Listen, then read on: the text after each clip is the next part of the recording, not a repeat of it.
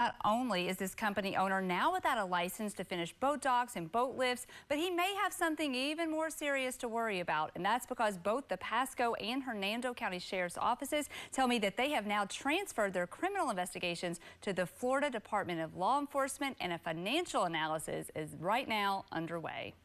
Amid the pandemic, Becky Dark and her husband moved to this little piece of paradise along the water in Hernando Beach. They signed a $30,000 contract for a boat lift and dock with Avco Marine Construction in Hudson.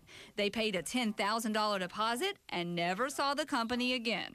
For now, Becky is using this temporary dock a friend loaned her. Really knocked the wind out of my sails for really getting my retirement dream of having a home on the water with having accessibility to a boat. Becky tells me this ordeal hurts even worse because the money was left to her when her father passed away. I just thought it was my dad helping me achieve my dream, which was to live out here. I thought it was a piece of it, and it wasn't. As you can see, I have no boat lift. Dozens of homeowners in Pasco and Hernando counties called me for help nearly a year ago. They all forked over tens of thousands of dollars and ended up with nothing to show for it. As I kept digging, the company filed for a state liquidation procedure. And according to court records, owner Ed Avila reports the company owes 140 customers around $1.3 million.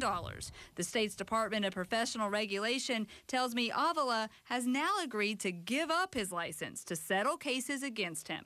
Avila did not return my call for comment. Meanwhile, Becky and other customers tell me they're happy to see state action, and they hope it's just the start. Way beyond bad business. It's, I believe, a willful intent to just take other people's money. And you want accountability? Accountability would be amazing. It'd be awesome. Public records show Avila relinquished 2 state licenses. He allowed 2 other licenses to fail to renew last year. In the settlement agreement with the state, he agrees to never again apply for a Florida license or contractor license or a financially responsible officer for a company.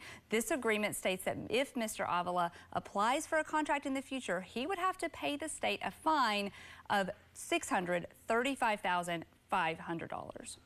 Sounds like a win. Just don't apply for a license, and I guess that's what he's not going to do. But if he doesn't do that, does he not have to pay anyone back? What about these customers? And the customers are pretty upset about that because some of these customers say that they feel that DBPR has not gone far enough to help them, that this agreement is too light. This agreement does make it possible for customers to apply for the state's construction recovery fund, but customers have told me that through the years, this is a very complicated process, and many end up with only a fraction of what they lost or nothing at all. Keep in mind that this fund is capped per contractor. So in situations like this one, customers should apply as soon as possible so you're not left out. And I do have the link that you need to do that in my story on WFLA.com. Wow, a lot to take in there. Thank you, Shannon.